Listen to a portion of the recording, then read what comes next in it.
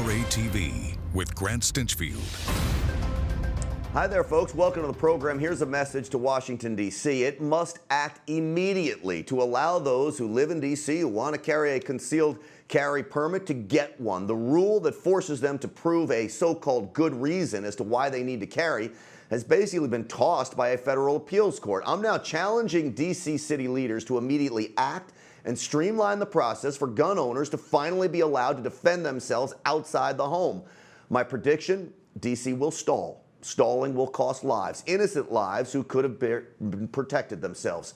Every day of inaction is an assault on our Second Amendment rights, an assault on the Constitution, and quite frankly, an assault on America. Well, joining me now to discuss the D.C. Circuit Court breakthrough and other Second Amendment issues is, of course, Chris Cox, the Executive Director of NRA's Institute for Legislative Action. Chris, it's always good to see you. Thanks for coming on today. Thanks for having me. Good morning. So first off, this decision in D.C., basically throwing out good cause reasoning, boy, this is huge for gun owners, not just in that area, but really across the country. And it keeps the conversation going, Grant. As you know, this is ultimately going to have to be decided by the U.S. Supreme Court.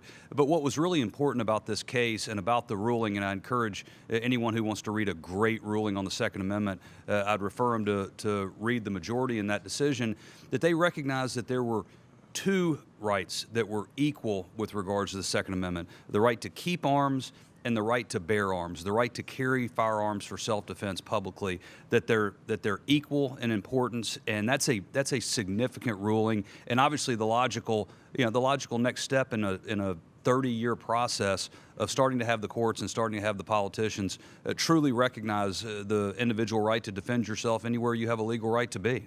You know, in many respects, the Pirotta case was somewhat similar. We got a defeat on there. I almost look at it, maybe that was a good thing, because now you have two federal courts that disagree. You have the appeals court in D.C. that actually scolded the court that threw out the Pirotta case. Now you've got disagreement. The Supreme Court often takes up issues where two courts disagree on the issue. Yeah, and the truth is, Grant, right now we don't have 5 justices on the court who want to take the next step, who want to hear a case to acknowledge that the right to keep and bear arms doesn't end at your doorstep. And so this is going to be a long fight. It's going to be a hard fight. But the NRA is going to continue wherever the arena, in the public arena, in the legal courtrooms, and in state legislatures across the country, and obviously on Capitol Hill, making sure that this right is not treated as a second-class right, and that gun owners aren't treated as second-class citizens. That's what we do day in, day out at the National Rifle Association, and we're not going to stop. But this is, we're still early in the process. I'm not going to predict what any court's going to do, but what I can guarantee is the National Rifle Association is going to fight every day to continue to expand, this pre-existing freedom that we have, and that's the freedom to protect yourself and your family. It's logical, it's common sense. The American people support us, but now it's time for Congress to act. It's time for the courts to act, and that's what we're working towards every day. You know, and proof of that fight and the things the NRA and the NRA Institute for Legislative Action are doing is the suit in Maryland. You know, Maryland has an over-restrictive ban on AR-15 style rifles in that state. NRA now leading the charge to try to get the Supreme Court to hear that case. Well, what Maryland did and what the Fourth Circuit did, Maryland, the state legislature passed a ridiculous infringement on the Second Amendment, a ridiculous gun ban, and the Fourth Circuit truly made up a new standard for banning firearms. What they said was, if there's any military application whatsoever, then states have the right to ban it. Well, military uses shotguns, as you know. They use handguns. They use all sorts of firearms. And so to suggest that if it's used in the military, including pump-action shotguns that are used for door breaches and other things in the military, that somehow that triggers an automatic, acceptance of a ban for civilians is absolutely ridiculous. And we're appealing that decision to the Supreme Court. And again, no matter how long it takes, we're going to continue to fight to make sure that these restrictions, whether in Maryland or California or New York or other areas that have been, more onerous in their restrictions and unconstitutional restrictions, we're going to fight them. We're going to fight them in the state legislatures. We're going to fight them in courtrooms, and they better get ready for it. You know, many of these states as well, oftentimes people think of the NRA on a national level, but boy, you folks are taking the fight really to local levels, even going down to city levels when it comes to some of these over-restrictive regulations for gun owners. Well, that's what our members expect, and that's what they deserve. And as you said, these fights aren't all just the federal fights. They get the most attention, obviously. They get the most national coverage. But thankfully, you're out there talking about these issues. Cam's out there talking about these issues. When a city comes in and passes something onerous, when states and localities come in and try to undermine preemption laws that are in place to protect law-abiding gun owners as they travel the state and travel the country, it's important that the National Rifle Association gets out there and fights, because there are a lot of people out there talking about it. There's a lot of people who can throw a punch, but not many can land a punch. And collectively, the men and women of the National Rifle Association are doing that every day across the country. That's what they expect out of us. That's what we love to do.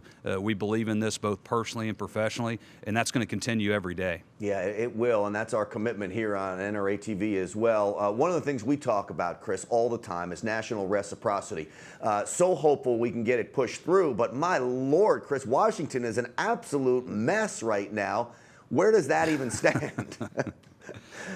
Well, I can't tell you that Washington's not going to continue to be a mess, but I can tell you the National Rifle Association is going to continue to put pressure and to make sure gun owners' priorities are Congress's priorities. And our #1 legislative priority is national right to carry reciprocity. Not number 2, not number 3, #1, and it's going to stay #1 until Congress passes and the President signs a logical recognition of self-defense. And so the good news is we're making progress. We have an opportunity over this August recess, this August vacation, where members of Congress come home and see their constituents and see the voters, and they come back in September, and there's a sprint to try to get all the budget bills done and all the other legislative priorities.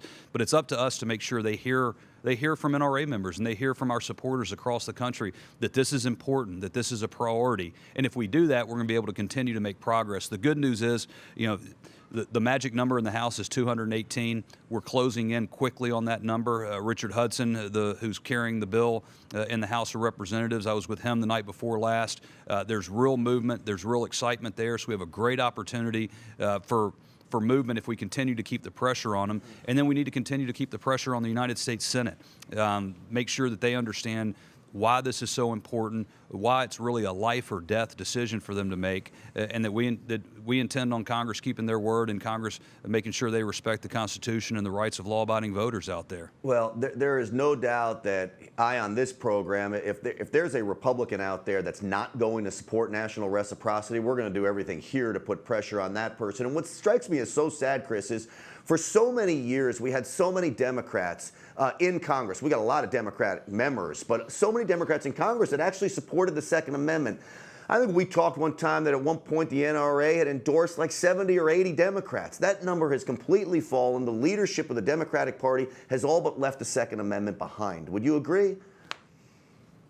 Well, there's certainly a lot of truth to that, and the numbers have dwindled down to a small handful in Congress.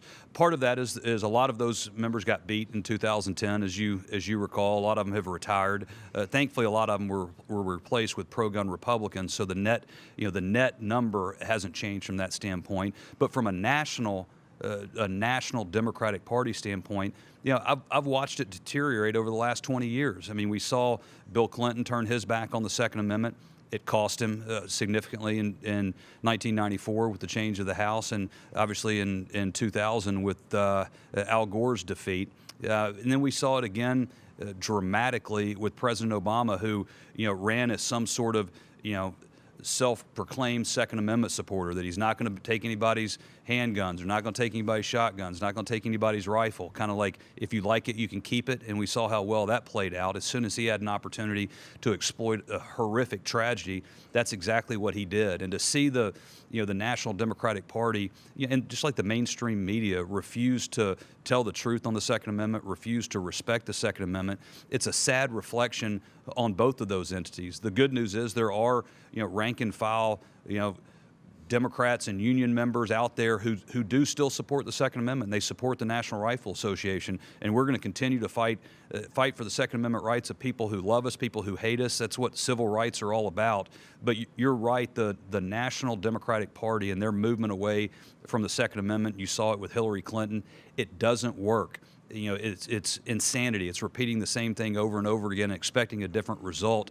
Every time they come after gun owners, every time they come after Second Amendment, gun owners and NRA respond, and they respond with overwhelming support at the ballot box, which is what you saw in the November 2016 elections, where we changed the history of the world. And so if they want to have this fight, then they can count on the National Rifle Association being there and ready for it. Yeah, you better believe it. And the message that I've taken away from it is that the majority of Americans support the Second Amendment and are pro-gun, no matter what the mainstream media thinks. And we've got a president, he just talked about the Second Amendment again during his rally in Youngstown, Ohio.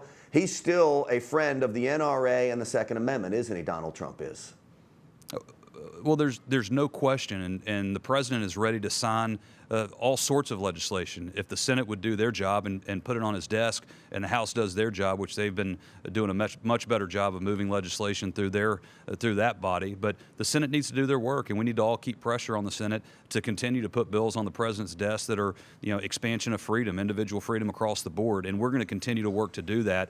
But it's frustrating. The legislative process is never pretty. It's often awful to look at and awful to have to follow, but it's the process that we have. It's still the greatest process in the world. We just have to make sure that our priorities remain Congress's priorities. I can tell you we have a president who's ready to sign these bills. We just have to get them on his desk, and it's up to all of us. You're out there doing it when you're talking to your audience. We're all out there doing it when we're talking to fellow gun owners and supporters, but it's not just going to happen. These things don't just happen. These court cases don't just happen. These great wins, these legislative achievements, all of these things take a lot of work, and we have to leverage the greatest asset we have, which are the hearts and minds of the American people. And you're right. I don't care which poll you look at, polling from leftist groups, polling from the right, it all shows that the American people support the Second Amendment. And so it's up to us, the voice of American gun owners, to go out there and make sure that Congress understands that these issues are a priority and they need to be their priority too. If we do that,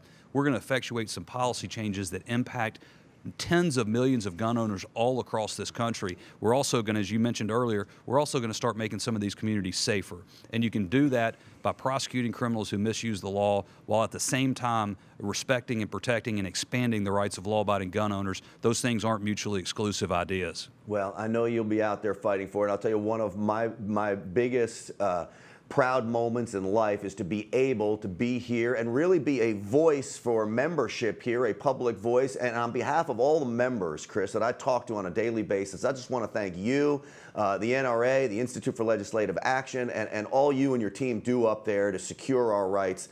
Thank you, sir, and thank you for coming on the program. Appreciate it, Grant. Look forward to talking to you soon. Absolutely, for sure. Always welcome on this show. Hey, folks, a serious issue at the top of the next hour. Hear how ISIS is affecting a generation of children in the Middle East. The mainstream media will not share this story. You better believe we will. For now, I'm Grant Stinchfield. We'll see you at the top of next hour. You're watching NRA-TV with Grant Stinchfield.